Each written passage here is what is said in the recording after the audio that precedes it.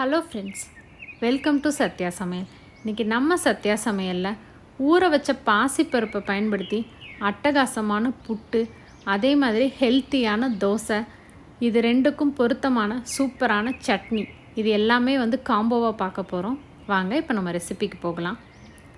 நான் 1.5 கப் அளவுக்கு பாசிப்பருப்பு எடுத்திருக்கேன். பாசிப்பருப்பை 2-3 வாட்டி நல்லா அலசி எடுத்துட்டு, பருப்பு ஊறுறதுக்கு தேவையான அளவுக்கு தண்ணி சேர்த்து 1 மணி நேரத்துக்கு நம்ம ஊற விட்டுறலாம். இப்போ பருப்பு ஊறட்டுங்க. நம்ம இந்த சிம்பிளான சட்னி ரெசிபி பார்த்துடலாம். கடாயில் 1 ஸ்பூன் எண்ணெய் சேர்த்துட்டு 2 பெரிய வெங்காயம் சேர்த்து நம்ம வதக்கி விட்டுக்கலாம். வெங்காயம் வதங்கும் போதே காரத்தேவிக்கு தகுந்த அளவுக்கு பச்சை மிளகாய் சேர்த்துக்கலாம். நான் 4 பச்சை மிளகாய் சேர்த்துருக்கேன். சட்னிக்கு தேவையான அளவுக்கு உப்பையும் சேர்த்து நல்லா வதக்கி விட்டுறலாம். வெங்காயம் நல்லா வதங்கினதுக்கப்புறமா 2 டேபிள் ஸ்பூன் அளவுக்கு பொட்டுக்கடலை சேர்த்துட்டு ஒரு வாட்டி கலந்துட்டு ஸ்டவ்வை ஆஃப் பண்ணிடுங்க. நல்லா ஆற வச்சுட்டு நம்ம மிக்ஸி ஜாருக்கு மாற்றி நைஸாக அரைச்சி எடுத்துக்கலாம். அரைச்சி எடுத்த இந்த சட்னியை மாற்றிட்டு நல்லா தண்ணி விட்டு நம்ம கரைச்சிக்கலாம். தண்ணி விட்டு கலந்ததுக்கப்புறமா நம்ம இந்த சட்னிக்கு தாளிப்பு கொடுத்துடலாம். எண்ணெயில் 1/4 ஸ்பூன் அளவுக்கு கடுகு சேர்த்துக்கலாம். 2 சின்ன வெங்காயத்தை பொடியாக கட் பண்ணி வச்சுருக்கேன். வெங்காயத்தையும் சேர்த்து வதக்கிட்டு கொஞ்சமாக கருவேப்பிலை, மிளகாய் வத்தல் போட்டு நம்மளுடைய தாளிப்பை சட்னியில் சேர்த்துடலாம். இட்லி, தோசை, சப்பாத்தி எல்லாத்துக்குமே இந்த சட்னி சூப்பராக இருக்குங்க. இப்போ பருப்பு நல்லா ஊறிடுச்சு. பாதி பருப்பை நான் சுத்தமாக தண்ணியை வடிச்சிட்டு நம்ம புட்டு பண்ணுறதுக்கு எடுத்துக்கலாம். வடித்த பருப்பை மிக்ஸி ஜாருக்கு மாற்றி கொஞ்சமாக உப்பு சேர்த்துட்டு நம்ம கொரப்பாக அரைச்சி எடுத்துகிட்டு வந்துடலாம். இப்போ பாருங்கள், நல்லா கொரப்பாக நம்ம அரைச்சி எடுத்தாச்சு. இப்போ அரைச்சி எடுத்த இந்த பருப்பை இட்லி தட்டுக்கு மாற்றி ஆவியில் வேக வச்சு எடுத்துக்கலாம். இந்த ரெசிபி டீட்டெயிலாக வேணும்னா நான் லிங்க் டிஸ்கிரிப்ஷன் பாக்ஸில் கொடுக்குறேன். நம்ம சேனலில் இருக்குது, நீங்கள் செக் பண்ணி பாருங்கள். இப்போ புட்டு நமக்கு ரெடி ஆயிடுச்சு. நான் வேக வச்ச இட்லி நமக்கு இந்த மாதிரி தாங்க இருக்கும்.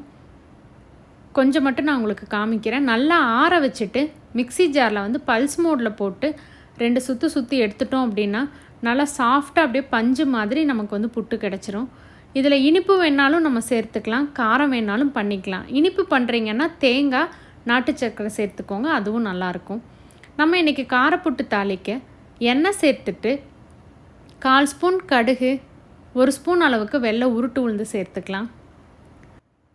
உளுந்து நம்மளுடைய விருப்பம்தான். இன்னும் அதிகமாக வேணும்னா நீங்கள் சேர்த்து போட்டுக்கலாம். நல்லா சாப்பிடும்போது கடிப்படுறது ரொம்பவே நல்லாயிருக்கும். பெரிய வெங்காயம், பச்சை மிளகாய், கருவேப்பிலை, கொத்தமல்லி எல்லாமே தாளிக்கிறதுக்கு எடுத்திருக்கேன். பச்சை மிளகாயும் உங்களுடைய காரத்தேவைக்கு தகுந்த அளவுக்கு நீங்கள் சேர்த்துக்கலாம்.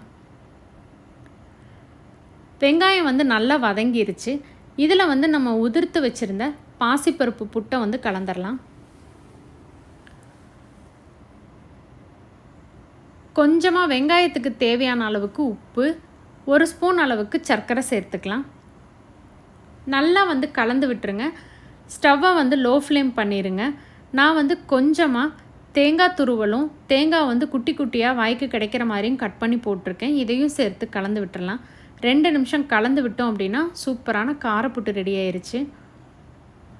இதே மாதிரி தேங்காய் துருவல், நாட்டு சர்க்கரை, முந்திரி எல்லாமே போட்டு குழந்தைங்களுக்கு கொடுங்க, ரொம்பவே விருப்பப்பட்டு சாப்பிடுவாங்க. சூப்பரான புட்டு தயாராகிடுச்சு. அடுத்து நம்ம மீதம் வச்சுருந்த பாசிப்பருப்புக்கு 4-5 பச்சை மிளகாய் மிக்ஸி ஜாரில் சேர்த்துக்கோங்க, காரத்தேவைக்கு தகுந்த அளவுக்கு. இது கூடவே சின்னதாக ஒரு துண்டு இஞ்சி, சின்ன சைஸ் பெரிய வெங்காயம் 1 சேர்த்துருக்கேன், கொஞ்சமாக மஞ்சள் தூள், இது கூட நம்ம ஊற வச்சுருந்த பாசிப்பருப்பை சேர்த்துக்கலாம். ரொம்பவே ஹெல்த்தியான தோசைங்க.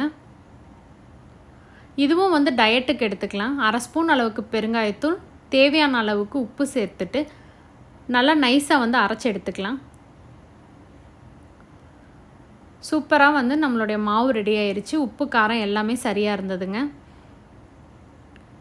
நீங்கள் இதை தோசை மாவு பதத்துக்கு கரைச்சி எடுத்துக்கோங்க. சூப்பராக நம்மளுடைய பாசிப்பருப்பு தோசை மாவு ரெடி ஆயிடுச்சு. தோசைக்கல் நல்லா காஞ்சதுக்கப்புறமா தேவையான அளவுக்கு மாவு விட்டு நம்ம தோசை சுட்டு எடுத்துக்கலாம்.